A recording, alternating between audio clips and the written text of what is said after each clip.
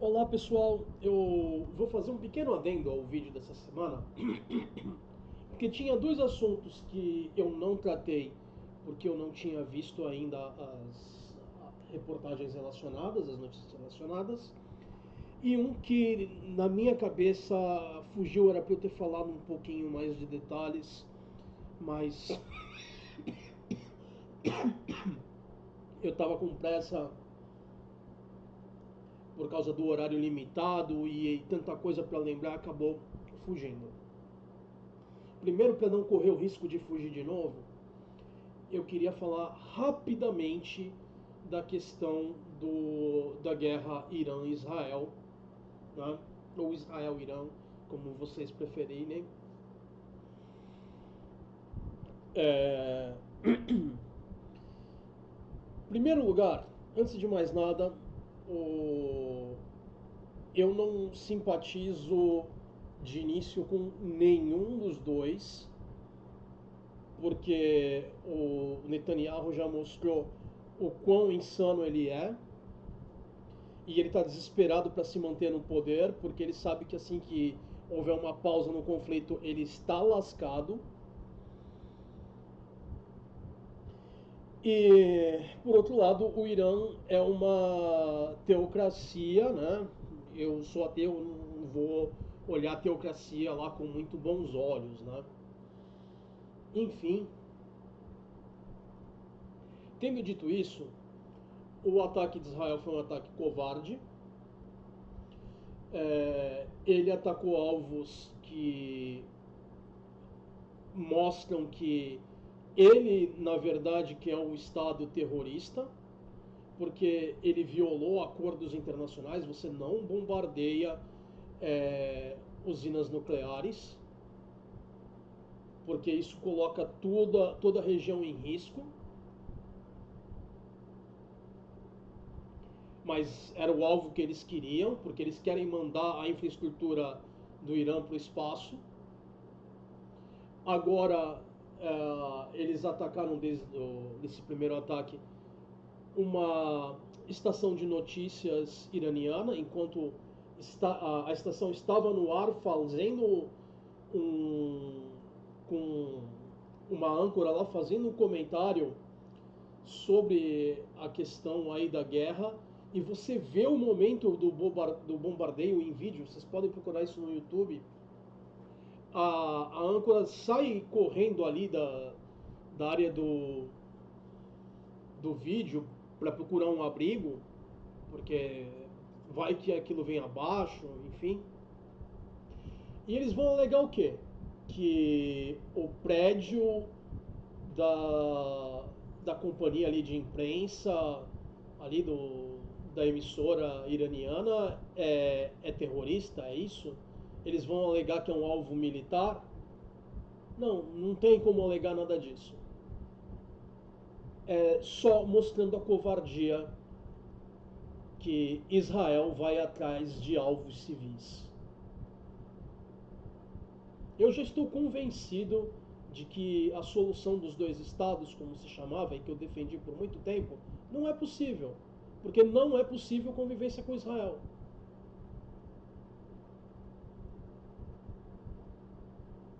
E olha que para me colocar do lado de uma teocracia não é fácil. Mas o Irã estava negociando para renovar o acordo lá com os Estados Unidos de não proliferação.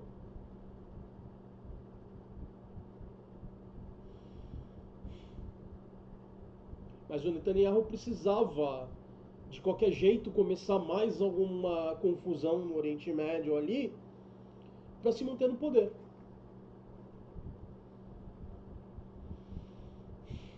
Infelizmente, muita gente vai morrer ainda por causa desse cidadão aí, que eu só posso chamar de terrorista e de genocida.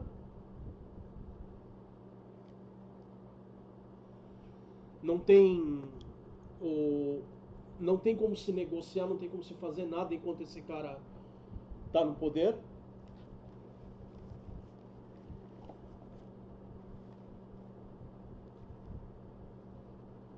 Enfim, uma outra coisa que eu também acabei esquecendo de comentar no meio do volume todo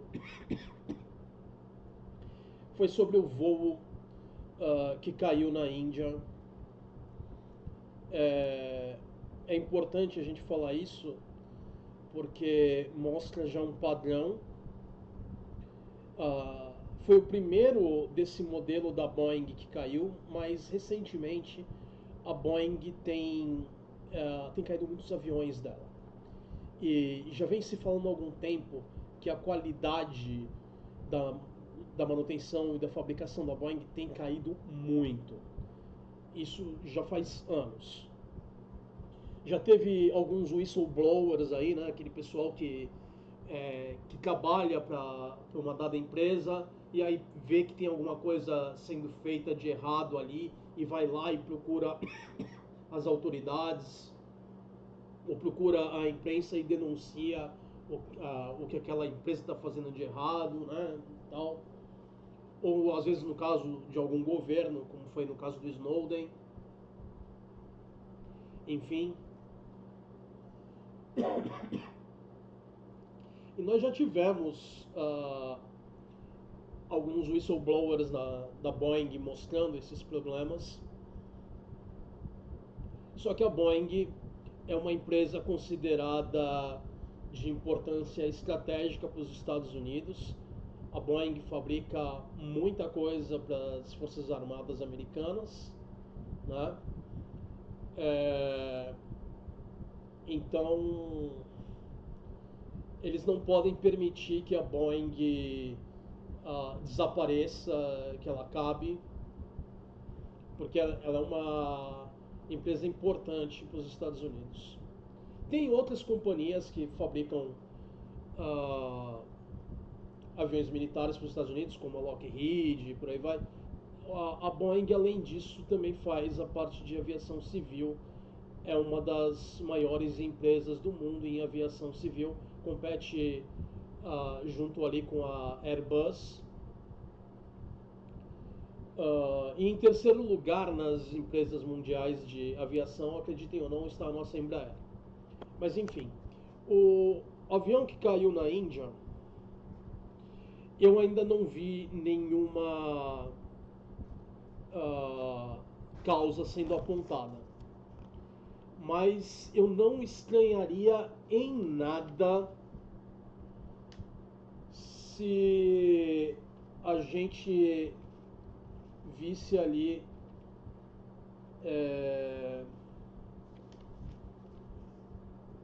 a questão de falha técnica aparecendo.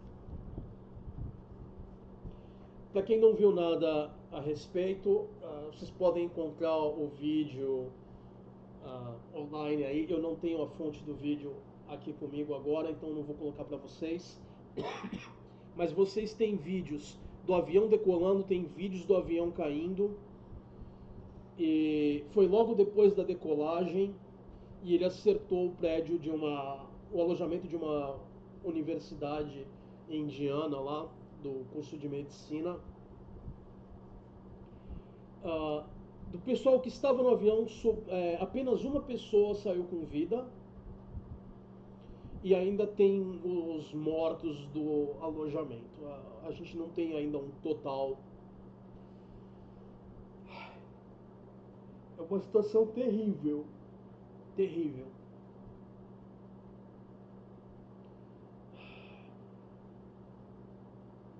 Mas meus pêsames, caso algum de vocês conheça alguém envolvido nisso, né, que estava nesse voo ou nessa universidade.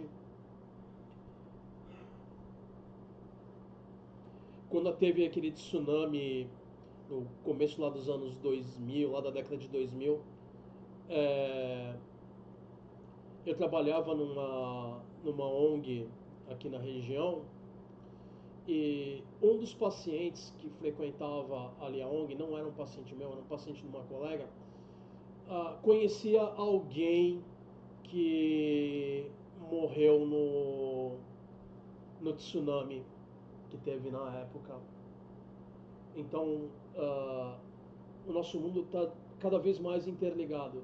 Essa historinha que eu contei para vocês é de 20 e poucos anos atrás, hoje é ainda mais interligado, né?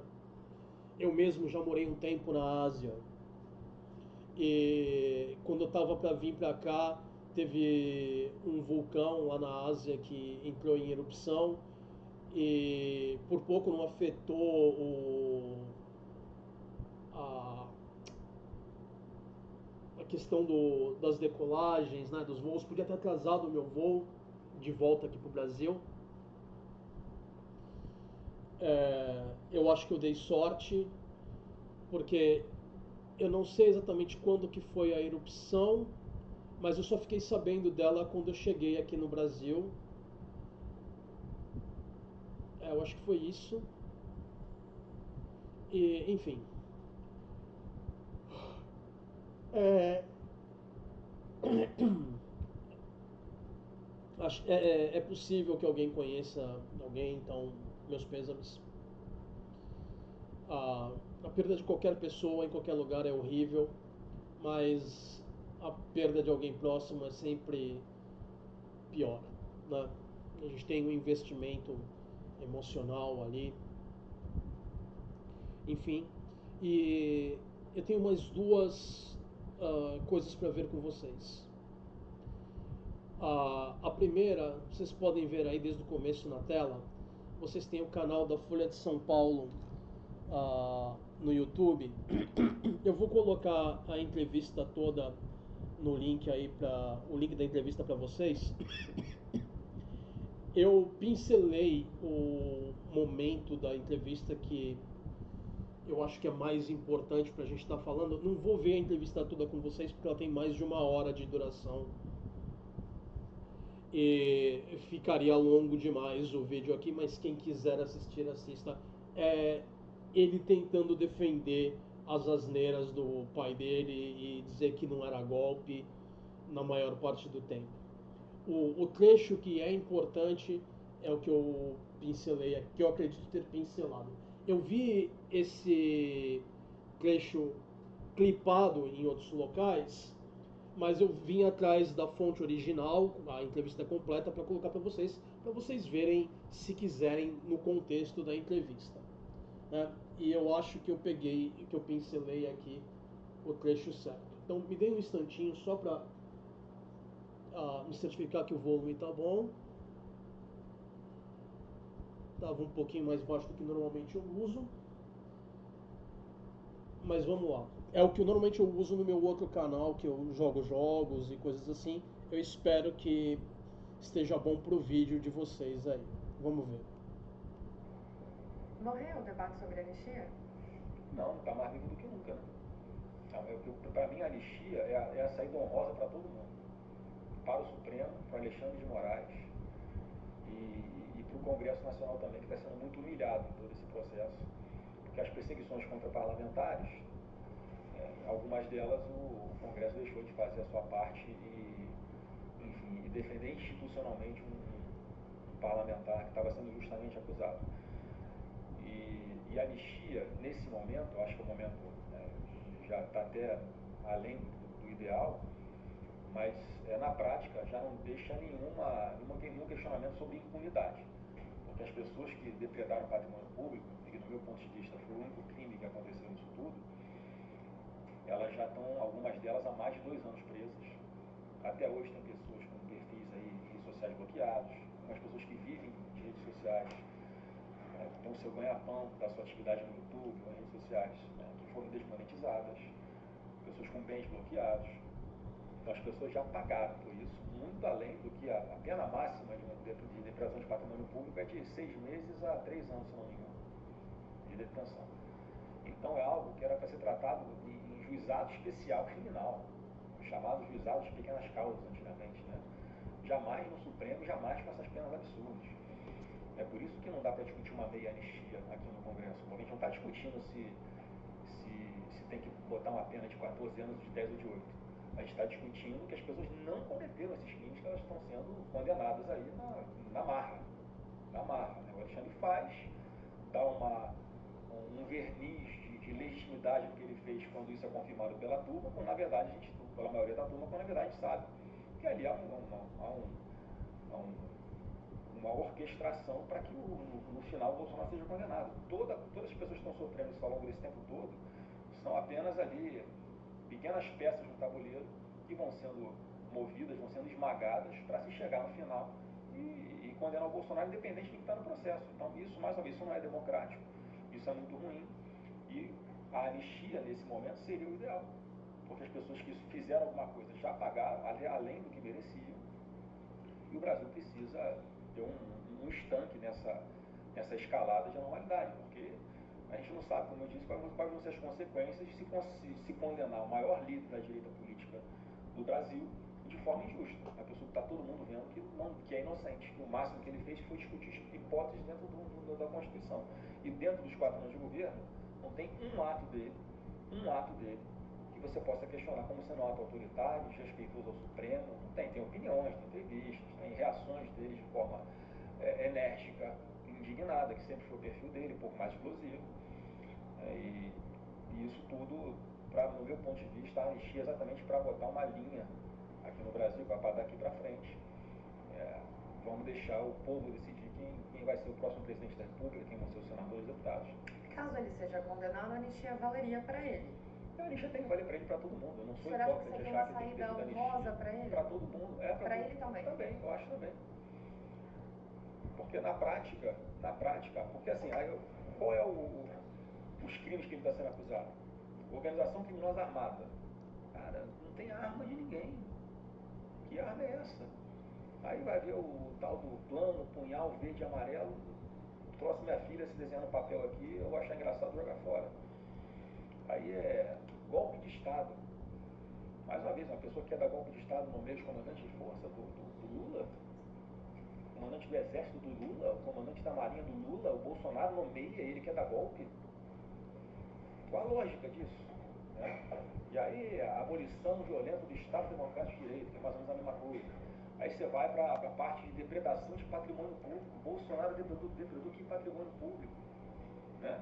E aí a tese do lado do Alexandre de Moraes é que ele foi o grande orquestrador disso tudo que aconteceu no Rio de Janeiro. A gente acabou de ver que não tem nada contra ele no Rio de Janeiro. Não cola, não dá liga a acusação contra ele.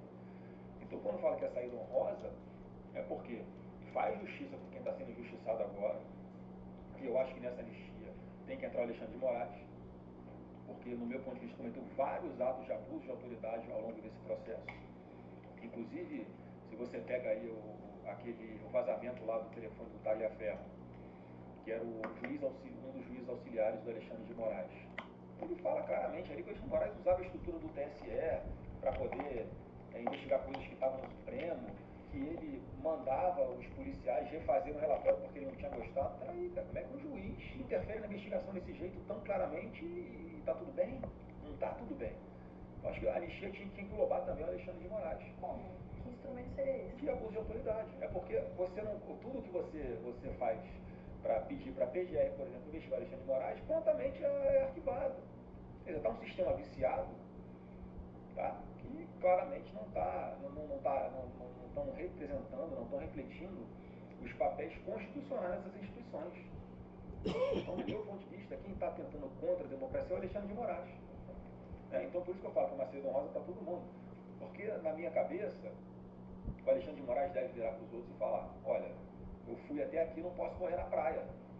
Então, eu vou até o final, mesmo que isso custe toda essa confusão no país, que não vai acabar. Se acontecer do Bolsonaro ser condenado. A gente não sabe qual vai ser a reação do povo, a gente não sabe qual vai ser a reação internacional. Tem coisas que não estão no nosso controle. Então, acho que é muito ruim eles insistirem por esse caminho, porque aí a confusão vai se estender por muito mais tempo. A pauta de impeachment de ministro do Supremo vai ser, talvez, uma das principais na eleição de 2026, o que é ruim para o Supremo, o que é ruim para eu pretendo ser candidato à reeleição no Senado. Então, eu não gostaria de ter que ficar discutindo isso, mas, obviamente, eu vou ser cobrado por isso e vou falar que eu sou a favor de impeachment de ministro do ministro Alexandre de Moraes. A gente já vai para impeachment. Só uma pergunta: o senhor falou sobre isso com o Davi Alcolumbre? De que seria um projeto, inclusive, com o Alexandre de Moraes? O Davi Alcolumbre sabe que a gente tem, inclusive foi um compromisso dele de pautar o projeto de anistia, né? Ele não pautou. Se fosse construindo vários textos diferentes ali para para tentar se chegar no máximo de consenso possível, que é uma pauta que não vai ter consenso nunca, mas chegar no máximo de consenso possível. Eu acho que hoje o texto que está sendo construído lá na Câmara parece que está dessa forma, a gente faz uma anistia, mas não anistia das pessoas que cometeram a depredação de patrimônio público, esses crimes menores, né, que já pagaram por isso. Então a anistia, na prática, colocaria todo mundo em casa e tiraria a tornozeleira eletrônica de todo mundo voltaria a ter uma vida normal. Então eu acho que o Davi tem essa responsabilidade também, né, em todo esse processo, de fazer com que isso vá para a pauta, como eu compromisso dele com a gente. E aí vamos para o voto, vamos ver o que é que acontece. E isso só não está acontecendo porque vocês sabem bem, vocês são jornalistas, vocês têm informações, que há uma pressão até do próprio Alexandre de Moraes em cima do Mota, em cima do Davi Alcolumbre, para não pautar, para não deixar acontecer nada. Quer dizer, isso a democracia está existindo na prática no nosso país, está existindo autonomia dos poderes e harmonia dos poderes, não está. Não está. Então tem que ser dito com todas as letras que todo esse comportamento do Alexandre de Moraes ao longo de todo esse tempo, e até hoje, é algo, no mínimo, que deveria ser investigado, né? Mas infelizmente não vai acontecer, porque a PGR jamais vai tomar alguma providência, mesmo sabendo que o Alexandre de Moraes pode estar assim cometendo esses crimes de abuso de autoridade. Sobre impeachment de ministros do Supremo, o senhor já falou que o senhor é contrário a isso no ano passado. Não falei que era contrário. Eu falei o seguinte, falei que naquele momento eu estava acreditando numa autorregulação do Supremo. O que é isso? Inclusive todo mundo na política começou a adotar a mesma expressão depois de uma entrevista minha lá no Roda Viva. É que o próprio Supremo, né, entre eles lá os 11, olha, já foi longe demais. Agora vamos fazer um processo normal, vamos fazer um processo sem viés persecutório. Isso que eu esperava do Supremo. Mas nunca falei que eu sou contra o impeachment de ministro, né? Eu falei que acreditava nessa autorregulação, e agora, como eu já vi que não está acontecendo, não tem outro caminho a não ser o impeachment de ministro do Alexandre de Moraes. Eu acho que isso tem que estar na mesa. E mais uma vez, eu não sei qual é a pressão que ele exerce sobre o Davi Alcolumbre, que isso sequer, né, é pautado, sequer é instaurado uma comissão para começar esse processo, que seria só de 41 senadores, eu acho que hoje nós teríamos. Hoje nessa composição? Eu acho que nessa composição nós já teríamos. Aí, em função de tudo que está acontecendo, a gente, né, obviamente, já começa a fazer um mapa das eleições de 26. Eu tenho a convicção de que nós, a centro-direita, vai fazer pelo menos 54 senadores dos 81 que vão estar aqui a partir de 27. Coincidentemente, é um número necessário para fazer impeachment de ministro do Supremo. E aí vai ser confusão. Vai ser confusão, porque se nós temos 54, nós também temos 41 para fazer o presidente do Senado. E se nós fizermos o presidente do Senado, obviamente vai ser alguém que defenda essa pauta de corrigir essa injustiça que o Alexandre de Moraes está promovendo contra o presidente Bolsonaro, de fazer se cumprir a lei de impeachment, né, que diz lá que o ministro do Supremo não pode ter atuação político-partidária, não pode ele ser claramente impedido para julgar uma causa e está julgando. É constrangedor ver o Alexandre de Moraes questionando ali as pessoas que estão sendo ouvidas, e elas trazem relatos que implicam e que dizem respeito diretamente ao Alexandre de Moraes, né, que em tese ele seria vítima. Além de toda a interferência que ele já fez na investigação, ele escolheu o Alexandre de Moraes escolheu quem são os investigados. O Alexandre de Moraes escolheu quem são os investigadores. O Alexandre de Moraes, em vários momentos, alijou o Ministério Público de participar do processo. Depois ele esquentava, né, ele regularizava, ouvindo o Ministério Público, depois que ele já tinha feito o que ele queria. Ele mandava relatórios feitos pela Polícia Federal voltarem porque não estava gostando do relatório. Ele era a suposta vítima e ele está julgando. Mas que democracia é essa? Isso não existe. Então, mais uma vez, é constrangedor quando as pessoas estão ali, né, sendo interrogadas e ele está ali, parece que se defendendo, quando ele tinha que ser uma pessoa isenta para julgar. Então, assim, é tão lógico isso, é tão óbvio isso, que você vai juntando as peças do quebra-cabeça e, obviamente, conduzem para que o Bolsonaro, obviamente, está sendo vítima de um processo injusto de perseguição e que não tem nada de isento. Um indulto, uma anistia, um indulto ao presidente Jair Bolsonaro seria uma condição para o apoio dele ao candidato da direita de 2026? Além disso, muito além disso, né? Eu acho que a condição para o Bolsonaro apoiar, se não tiver uma anistia, por isso estou falando, que a anistia é o remédio, é a saída honrosa para todo mundo neste momento ainda dá para fazer. Porque, vamos supor, aconteceu essa maluquice aí de condenar o Bolsonaro. Ele está inelegível, não vai disputar a eleição, ele vai ter que apoiar alguém. Ele não só vai querer apoiar alguém, né, que ou que banque a anistia, ou que banque o indulto, como você falou, não sei qual seria o instrumento, né, a ser utilizado, mas que eles fossem cumpridos. Porque a gente tem que fazer uma análise de cenário também, que numa hipótese do presidente da República dar um indulto para o Bolsonaro, o PT vai entrar com um habeas corpus aqui no Supremo e é inconstitucional esse indulto, como o Supremo já fez. Então vai ter que ser alguém na presidência da República que tenha um comprometimento, eu não sei de que forma, de que isso seja cumprido. Mas como? Porque Aí eu estou te falando, é uma hipótese muito ruim, porque a gente está falando de possibilidade de força, de uso da força. A gente está falando de possibilidade de interferência direta entre os poderes. É tudo que ninguém quer.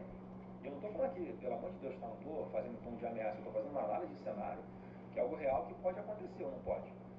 O Bolsonaro apoia alguém, esse candidato se elege, dá um indulto ou faz a composição aqui com o Congresso Nacional para aprovar uma anistia, 2, 3 meses isso está concretizado, aí vem o Supremo falando inconstitucional, volta todo mundo para a cadeia. Não dá. Isso não dá. Certamente o candidato que o presidente Bolsonaro vai apoiar vai ter que ter esse compromisso, sim. Isso já está sendo conversado? Não está sendo conversado, que a gente está esperando, né, que a justiça seja feita, que o Bolsonaro seja inocentado. Mas qual seria a alternativa? Vamos supor que isso aconteça. Aí eu estou te falando, aí é confusão. Aí é confusão. Mas aí seria, porque o senhor mencionou antes assim, aceito dentro das 4 linhas, né? Comparando. Eu estou te falando fora das 4 linhas. Porque aí não tem mais remédio que exista para você fazer uma pessoa insana como Alexandre de Moraes voltar para a normalidade, voltar a ser um juiz. E não achar que é o dono do Brasil, que tem a própria lei, o próprio Código Penal dele, que tem a própria Constituição dele. O que eu estou falando é isso. Vai chegar num ponto e que isso pode vir a acontecer no futuro. E vai ser muito ruim para todo mundo. Eu tenho certeza que ninguém quer isso. Eu vou fazer o que eu puder, o possível, o impossível, para que não se chegue a esse ponto. Mas é um cenário que pode acontecer. E eu pergunto, né, para quem está ali dando suporte para Alexandre de Moraes no Supremo hoje, eles querem isso? Eu acho que não também. Então, assim, somos pessoas civilizadas, que conversamos, temos que em algum momento acreditar na palavra um do outro e fazer com que a legislação seja cumprida e nem o Bolsonaro e nem essas centenas aí que já foram vítimas de Alexandre de Moraes continuem sofrendo uma perseguição sem fim como essa, né, e sem limites. Só um pontinho aqui. Então, assim, o que o senhor está falando se ele recebesse o indulto de um presidente eleito e o Supremo, que seria um mecanismo legal, cancelasse o indulto, aí sim o senhor acha que teria, fora das 4 linhas, então aí sim seria um golpe, aí nesse caso. Assim, aí vai ter que acontecer alguma coisa, porque certamente, se você está vendo que a Constituição não está sendo respeitada por quem deveria protegê-la e cumpri-la, a gente está falando de uma ditadura. Se você está falando de uma ditadura, aí qualquer coisa está valendo, é igual guerra. Uma guerra, qualquer coisa está valendo. Isso vai ser ruim, péssimo para o país, péssimo para a política, péssimo para o Supremo, para o Congresso, para todo mundo. Tá? Mas assim, é um cenário que pode vir a acontecer se nada for feito, se essa hemorragia de descumprimento da Constituição não for estancada. Que é o que eu estou vendo que está acontecendo. Então, obviamente, que o presidente, na hora de escolher um candidato, como a sua pergunta, ele vai levar em consideração isso. Agora, se compromete em fazer o quê? Eu não sei. Não sei, mas alguém que tenha disposição, né, de alguma forma, fazer com que o Supremo respeite os demais poderes. Fazer com que o Alexandre de Moraes não continue sendo o dono dos votos de outros ministros lá, como parece que acontece. É só isso. Mas o que você está pedindo não é um candidato que possa afrontar o Supremo? Não, um candidato que possa resgatar a democracia. Aí vai depender do ponto de vista, tá vendo? Um candidato que possa sair das 4 linhas da Constituição, que esteja disposto a brigar por isso? Eu acho que sim. Eu acho que sim, porque não tem outro caminho. É isso que o senhor acha que o que eu estou falando é isso, que se continuasse nessa toada, da forma como o Alexandre de Moraes está conduzindo e manipulando os demais membros do Supremo, o Brasil não vai estar numa democracia. Não vai estar, porque é uma interferência direta de um poder no outro. A competência exclusiva para dar um indulto é do presidente da República. Aí só esse precedente só mudou por causa do Daniel Silveira.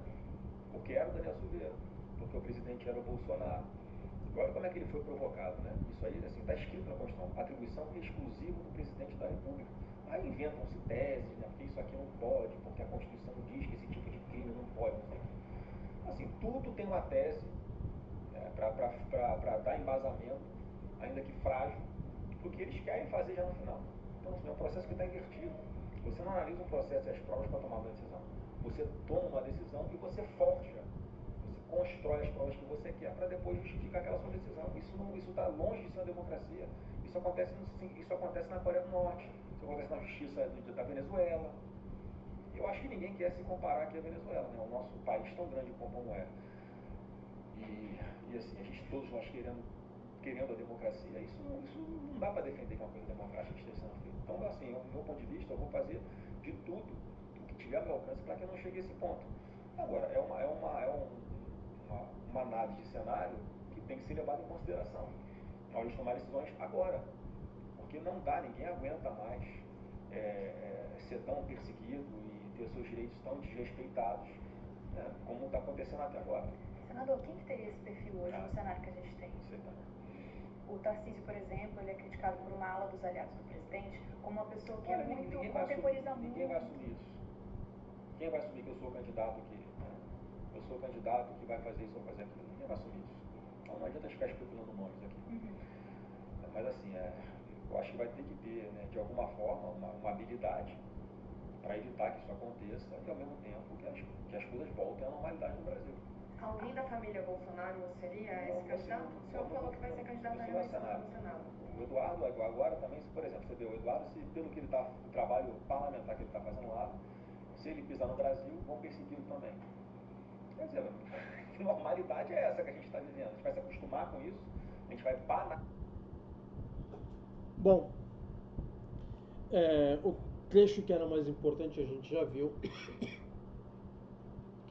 Eu vou deixar o link na descrição aí para vocês.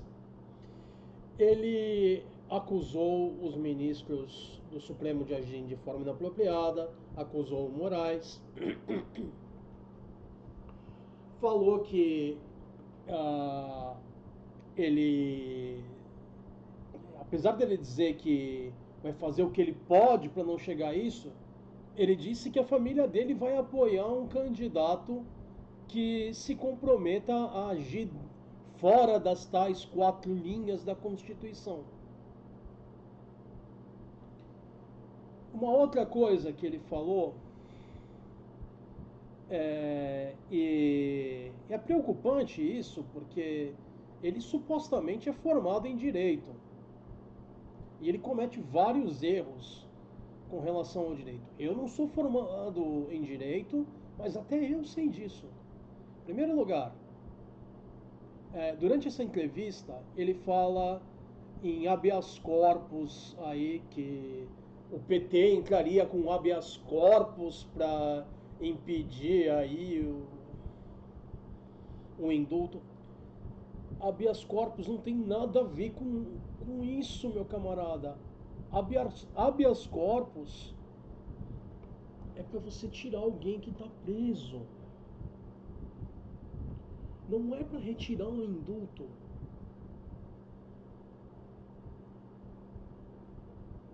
Eu não vou entrar em definição aqui mais específica nem nada assim. Vocês podem procurar habeas corpus. Habeas corpus, inclusive, que foi negado ao Lula durante o processo lá da Lava Jato.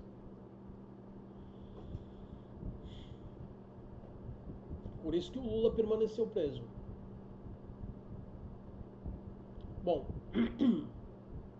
mas ele fala claramente que a família dele iria se comprometer com um candidato que a família dele apoiaria um candidato que se comprometesse a agir fora das tais 4 linhas, que se comprometesse a ir contra a Constituição. A Constituição para ele só é válida se apoia as asneiras deles. Se é contra o que eles querem, aí eles querem ignorar a Constituição. Olha que maravilha, olha que beleza, como a vida é fácil. Mas, caro Flavinho, não se preocupa.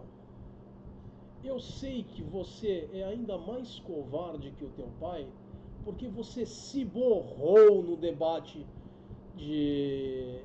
para eleição para prefeito do Rio de Janeiro. O que também está no YouTube até hoje.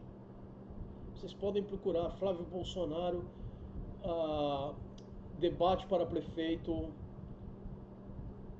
e dá até para ver que uma das pessoas... A gente não pode sentir o cheiro, é claro, porque o vídeo não transmite cheiro, felizmente. Mas uma das assessoras ali, que chega perto dele, ela faz uma cara assim de nossa, que cheiro. E aí ela dá uma olhadinha nos fundilhos das calças dele ali e deixa claro que ele se borrou. O cara é tão machão que ele não consegue nem encarar um debate para prefeito. Ele consegue ser mais covarde que o pai. Provavelmente é o maior covarde da família.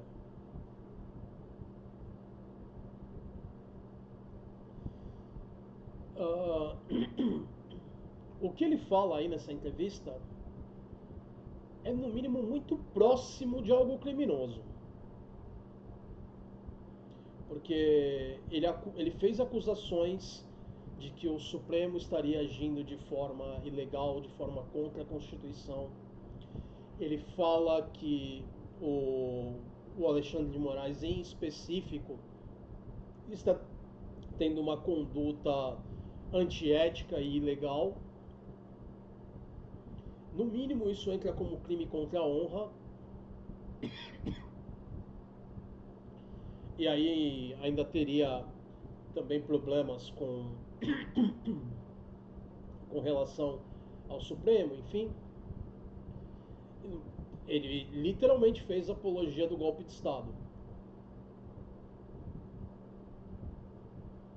Esse é o nível da coisa.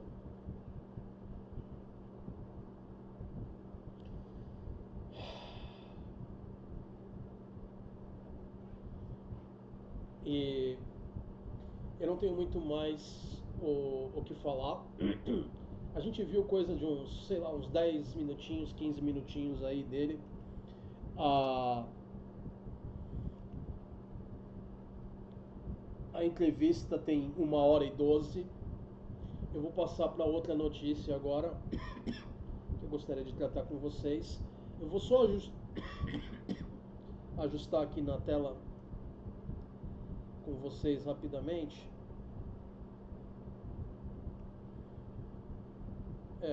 Peraí.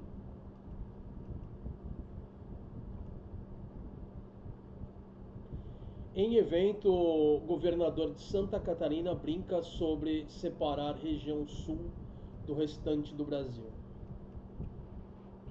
Me dê um instantinho que eu vou voltar para o meu navegador, porque aqui na telinha do software de gravação aparece tudo muito pequenininho para mim.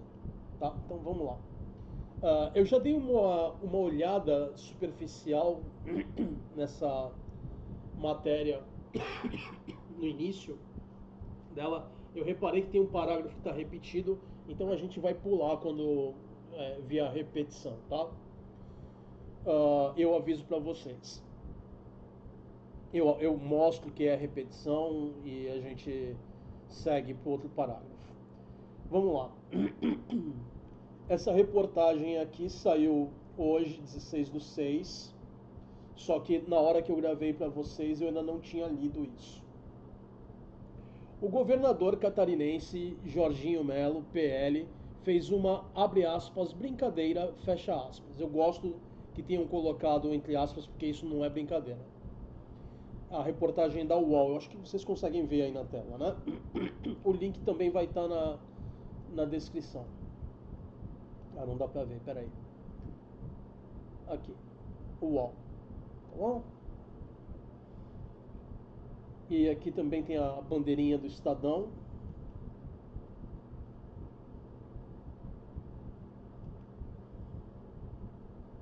conteúdo do Estadão.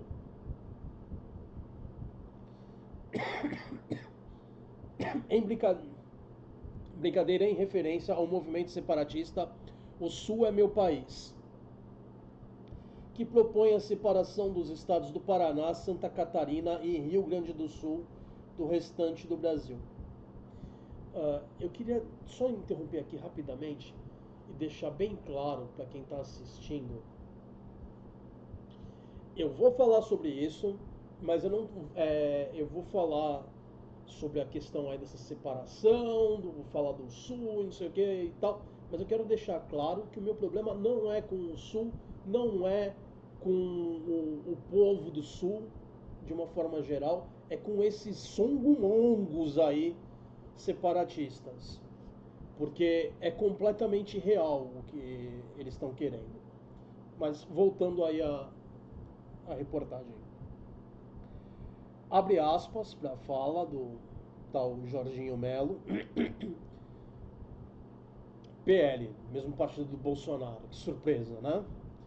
Temos 2 candidatos à presidência da República aqui. Daqui a pouco, se o negócio não funcionar muito bem lá para cima, nós passamos uma trena para o lado de cá e fazemos o Sul é nosso país. Desculpa, eu tirei aqui o óculos e eu li errado, mas eu corrigi o erro imediatamente. Vamos voltar ali. Uma trena para o lado de cá e fazemos o Sul é nosso país, né? Fecha aspas. Disse rindo o governador, provocando risos da plateia. A fala ocorreu durante um evento de construção civil em Curitiba, no Paraná, na quinta-feira, dia 12. E aí vocês podem ver, começa aqui de novo, da mesma forma, o governador catarinense, Jorginho Melo, aí vem aqui de novo a mesma coisa e termina aqui da mesma forma na quinta-feira 12. Esse foi o parágrafo que eu vi que estava repetido. Pode ser que aconteça mais repetição adiante, eu não sei. Pode ser que tenha sido a única repetição. Eu só li o começo dessa reportagem aqui, desse artigo. Aliado ao ex-presidente Jair Bolsonaro, Melo se referia aos governadores gaúcho Eduardo Leite, PSD, e paranaense Ratinho Júnior, PSD, ao falar sobre os, abre aspas, presidenciáveis, fecha aspas. Os 2 que acompanhavam o painel do evento também foram elogiados pelo governador catarinense, que afirmou haver grande parceria entre os 3 estados. Em outro momento, Melo também brincou com o governador do Paraná, falando sobre passar a régua, comentando sobre o erro de medição que levou o governo paranaense a perceber que uma área equivalente de 500 campos de futebol pertence, na verdade, a Santa Catarina, mudando o mapa dos estados em 2024. Abre aspas, as divisas estavam meio erradas. Aí passamos a régua, ele foi generoso e deixou nós pegarmos. Mas não tinha muita coisa boa em cima, não é? Não? Fecha aspas. Falou rindo. Apesar de inelegível até 2030 pelo Tribunal Superior Eleitoral, TSE, Bolsonaro ainda se coloca como candidato possível ao próximo pleito. Ratinho e Leite são apostas de possíveis sucessores, mas atualmente não são os preferidos. Essa semana, Bolsonaro sinalizou para o governador de São Paulo, Tarcísio de Freitas, republicanos, que está disposto a apoiá-lo como candidato no ano que vem, em uma chapa que teria como vice a ex-primeira-dama Michele Bolsonaro.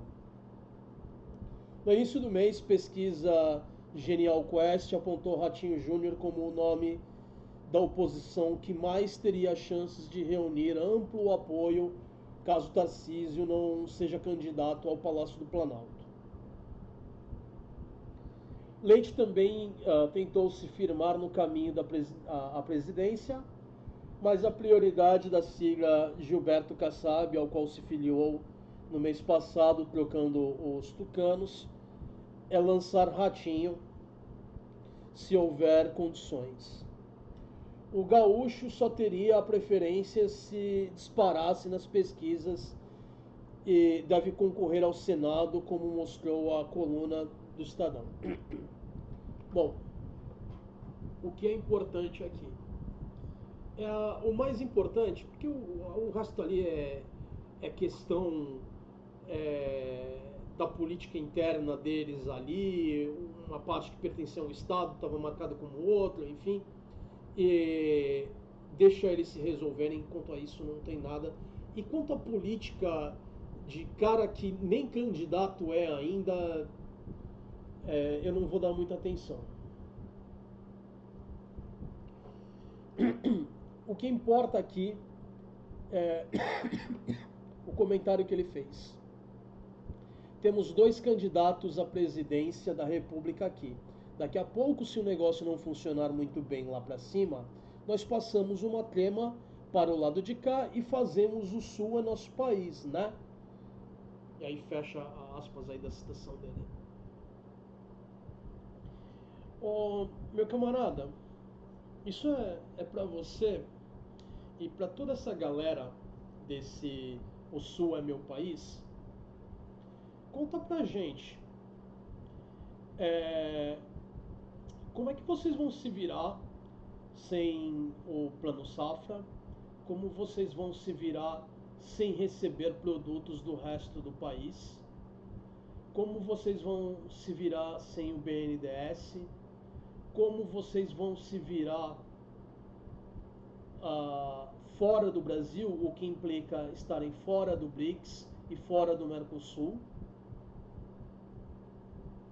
Como é que vocês vão se virar com isso?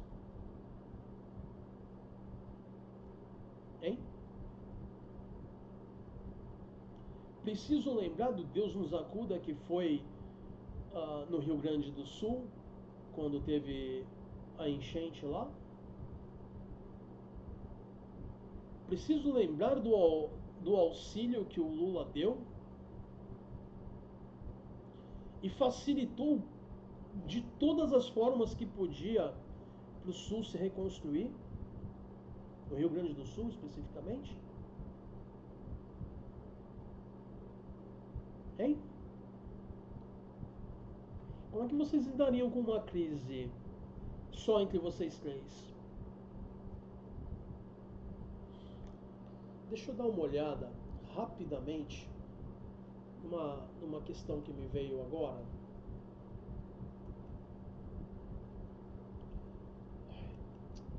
Oh, maravilha. Eu cliquei no negócio errado. Desculpa, gente. Dá um instantinho.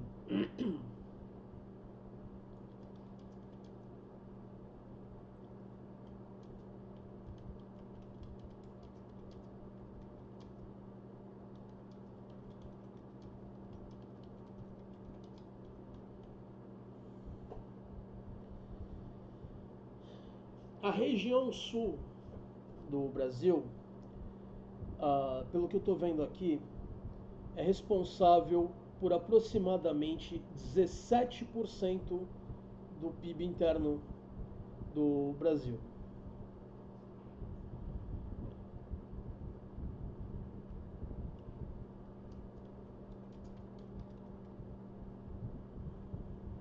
O estado de São Paulo, sozinho, 31%. Vocês entendem que boa parte das indústrias do Brasil está em São Paulo, né? Vocês entendem isso?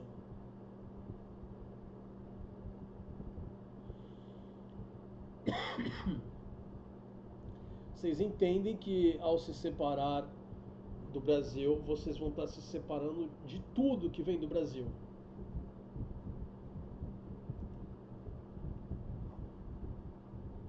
Vamos ver quanto tempo dura o sonho de vocês se isso acontecer?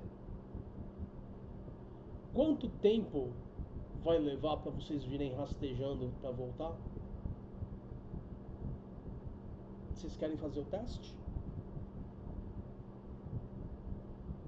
Eu proponho até que o governo faça esse teste e a gente faça o seguinte: quem for do Sul e não quer participar dessa insanidade, a gente reloca para cá, para, como eles se referiram aqui, como é que era mesmo?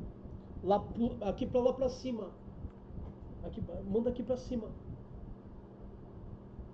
E aí a gente pega todos esses fascistas que andam perambulando pela política nacional e a gente joga todos eles aí no Sul, porque vocês adoram fascista aí, né?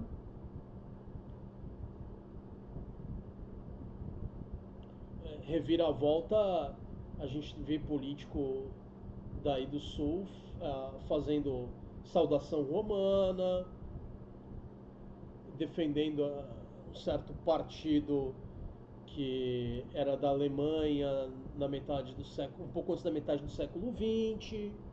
Né? Vocês sabem do que eu estou falando. O partido daquele austríaco do bigodinho. Pois é. A gente pega todo esse pessoal da extrema-direita, a gente joga aí para vocês. E vocês mandam pra gente aí o pessoal que não é da extrema-direita, que não tá nessa insanidade do Sul é meu país. Tá boa a troca pra vocês?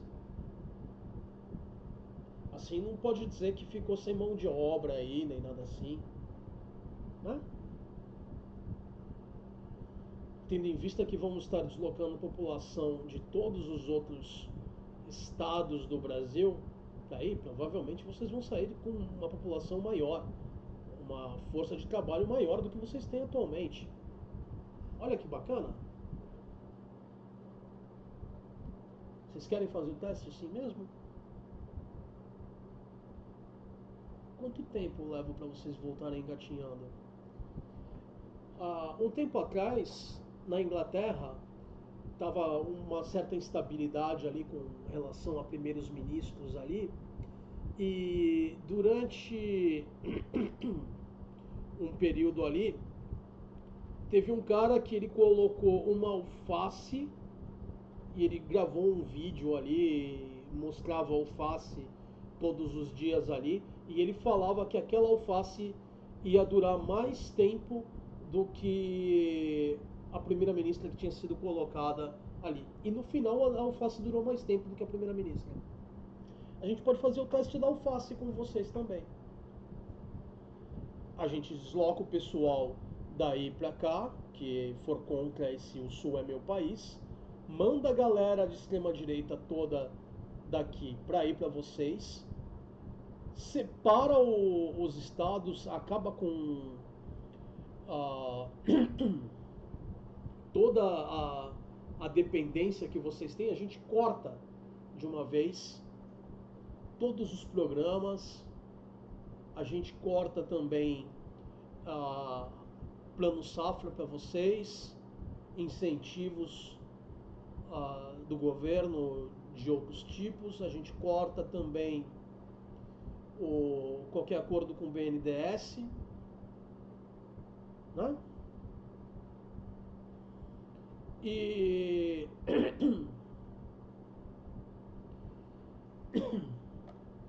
a gente vê quanto tempo vocês duram. Vocês vão ter que negociar com o Brasil ou com qualquer outro país aqui do Mercosul para tudo que vocês precisarem.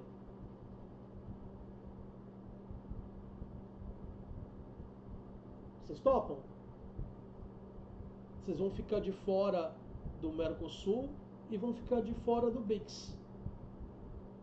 Isso significa que qualquer outro governo aqui da América do Sul vai poder colocar taxa em vocês, porque não é mais parte do Mercosul. Olha que bacana. Até o Brasil vai poder colocar taxa em vocês.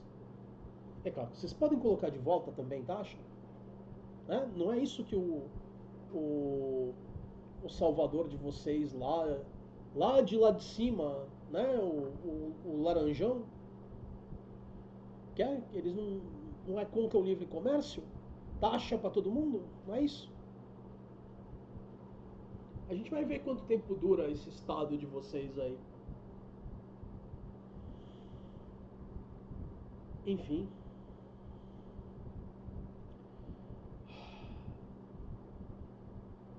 Esse tipo de coisa, esse tipo de insanidade, a gente ouvia muito na década de 80, vindo do pessoal do Sul. Depois parou. Mas agora quer voltar? É isso? Eu sou bom jogando carta. Eu sou bom jogando poker, eu sou bom jogando truco. Vamos ver quem tá blefando e quem não tá?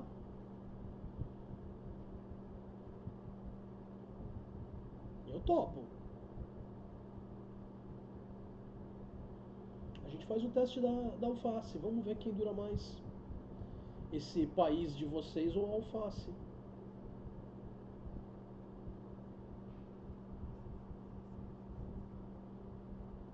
Depois, não vai ficar com dor de cotovelo.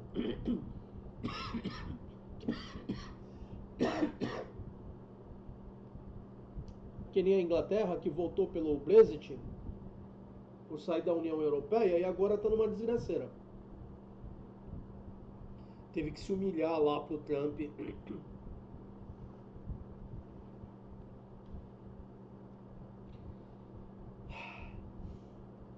Pois é.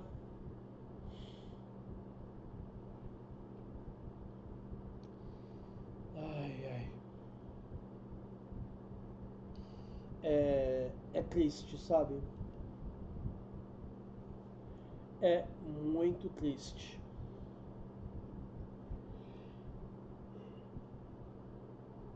Tinha mais alguma coisa que eu tinha esquecido de falar?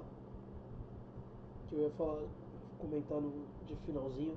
É relativo a essa coisa do Flávio que eu vi com vocês e a essa matéria aqui, mas eu não estou conseguindo lembrar o que era. Não era do habeas corpus. Aliás, aproveitando, dá só um instantinho já que a gente voltou a falar nisso, vamos ver a definição. É um instrumento jurídico que protege o direito de ir e vir, garantindo que uma pessoa não seja presa ou sofra restrição à sua liberdade de forma ilegal ou abusiva.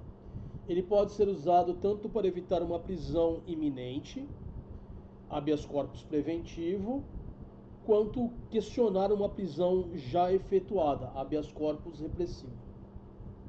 Isso não tem nada a ver com indulto.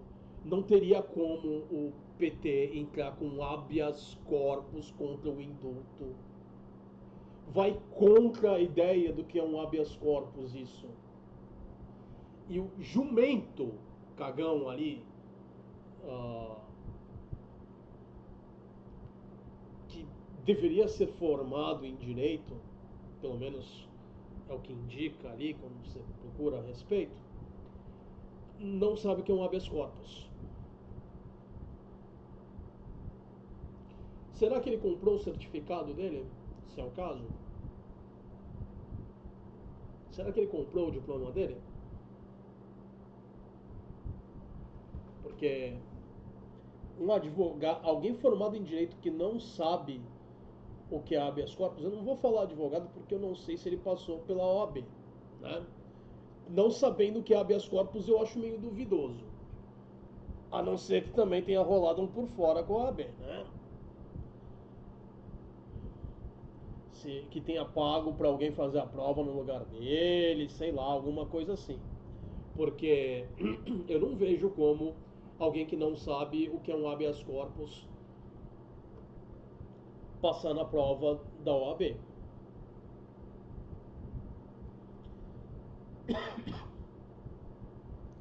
O artigo que eles vivem citando lá, os Bolsonaro, lá 142, lá, uma coisa assim da Constituição, que diria, segundo eles, que...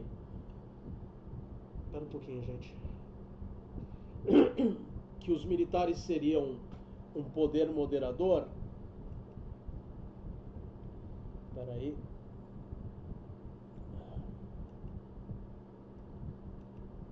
Desculpa. Maravilha. Ô, cacete, eu cliquei no negócio várias vezes. Pronto, eu acho que as miniaturas ali dos vídeos distraem muito. Então, tô jogando pro ladinho.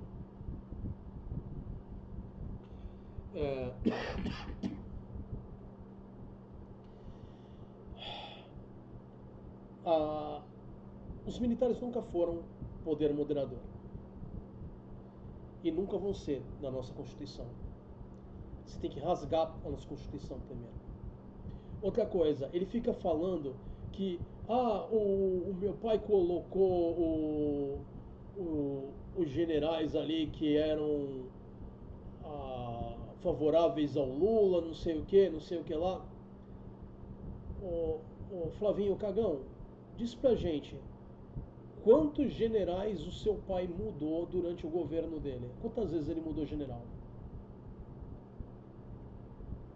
Do Exército. Foi menos de 10 vezes? Ou foi mais de 10 vezes? Hein?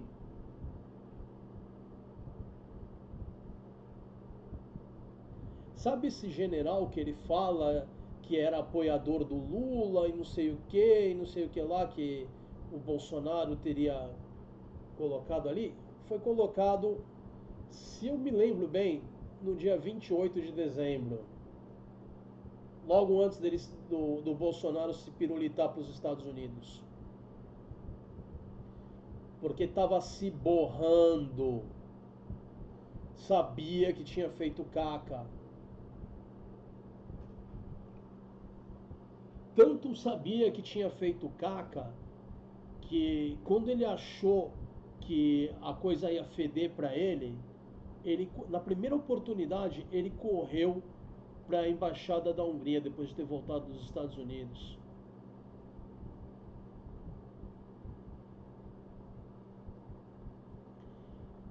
Quem tem culpa no cartório é que tenta fugir. Quem é corajoso, quem não tem culpa, quem confia na democracia, encara. O teu irmão se pirulitou para os Estados Unidos por medo. Porque ele sabe que ele vai ser encarcado ali pelo negócio das fake news.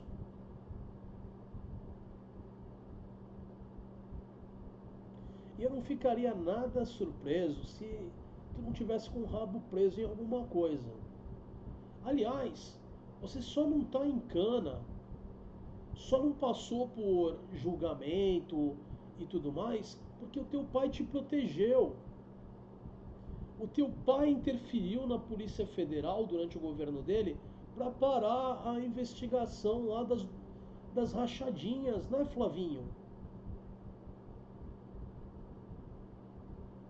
Você acha que o povo esquece essas coisas?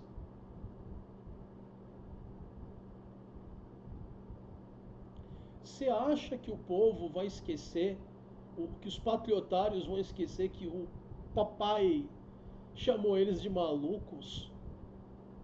Hein, Flavinho? Os aliados do teu pai estavam descendo o sarrafo nele depois do depoimento. Vocês estão desesperados.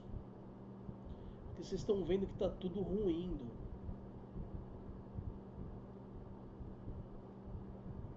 Mas vocês podem bater no Lula o quanto vocês quiserem.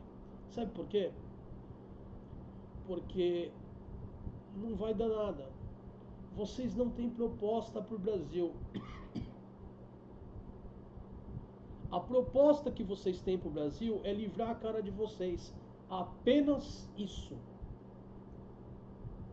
Vocês não têm um plano para o futuro do Brasil. Diz pra gente, Flavinho, quais foram os presidentes brasileiros que mais investiram nas Forças Armadas? Não colocar dinheiro no bolso de general. Eu falo nas forças propriamente ditas. Quais foram? Agora diz pra gente, Flavinho, qual presidente brasileiro colocou mais militar dentro do governo em toda a história do Brasil, até mais do que a ditadura? Qual foi o presidente que fez isso? Hein? Teu pai fez isso porque ele é um paranoico. Ele tem medo de tudo e todos. Ele acha que todo mundo vai trair ele porque uma ex-esposa dele traiu ele. Ele é um inseguro, covarde. E você também é, né, Flavinho? Por isso que você se borrou no debate para prefeito.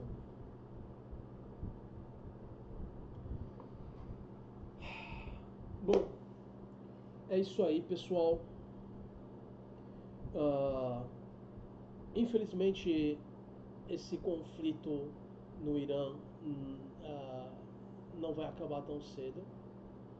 Israel e Irã vai levar um tempo. Não estou dizendo que o Irã tenha condições de encarar essa briga, principalmente porque os Estados Unidos já estão movendo aviões, porta-aviões ali para a região, vai se envolver nessa questão aí.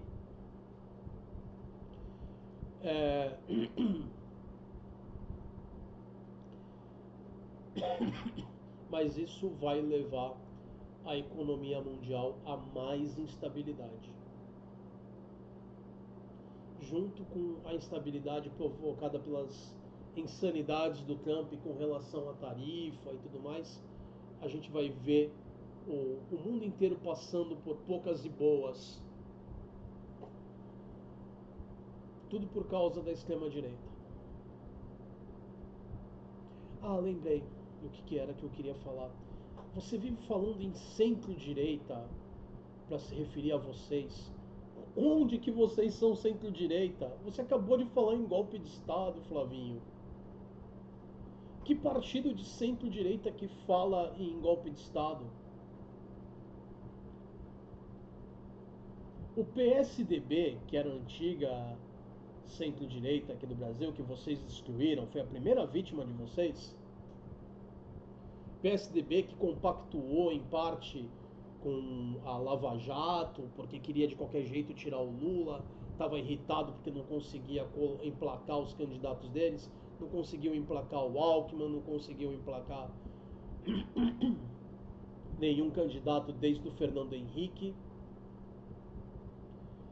não emplacou o Aécio Neves, enfim, fez várias tentativas ali e não conseguiu emplacar ninguém.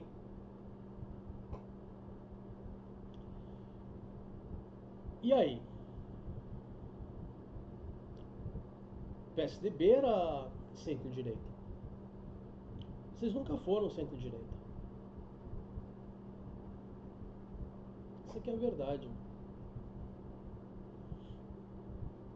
Você disse que teu pai governou dentro das 4 linhas e patati e patatá, que ele nunca falou nada de golpe de Estado, nem não sei o que, não sei o que.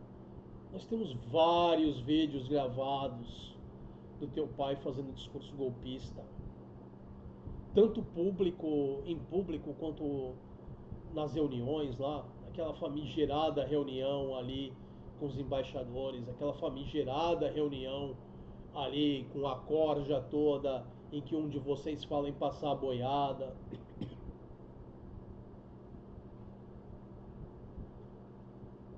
Flavinho, as provas estão aí. Não adianta chorar. Você tinha um pouquinho de um pouquinho mais de crédito comigo quando falar que foi a única vez que você teve algum crédito comigo, por mínimo que seja, que foi quando reportaram que você era contra a coisa do golpe, que você tinha falado pro seu pai, sai dessa, aceita que a eleição foi perdida, vamos tocar o barco para frente.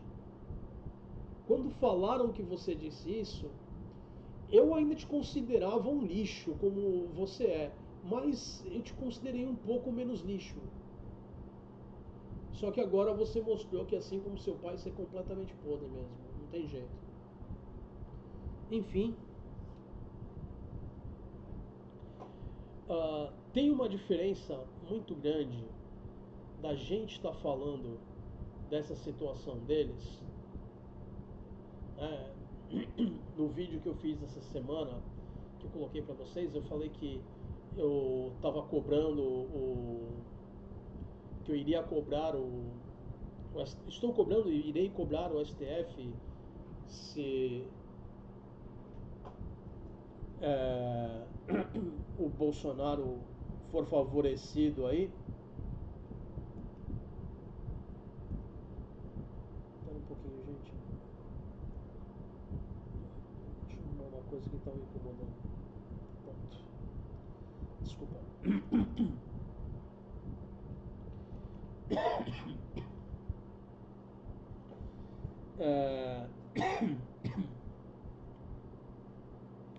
Tem uma diferença muito grande de um cidadão privado fazer esses questionamentos. Eu não tenho influência sobre ninguém. Eu não tenho fortunas, eu não tenho exército, eu não tenho autoridade alguma. Eu falar que eu vou protestar contra isso, contra aquilo, é com a minha voz. Apenas isso. Você é uma figura política, você tem influência política, você tem influência com relação a uma parcela da população e você está falando em golpe de Estado. Você entende a seriedade disso? Eu imagino que não, porque você não entende nem o que é habeas corpus, né? Eu não sou formado em direito e eu já sabia melhor do que você antes de eu olhar ali a definição. Você deveria ser formado em direito, pelo que eu acho online a seu respeito. Como que você não sabe o que é um habeas corpus? Hein? Topeira.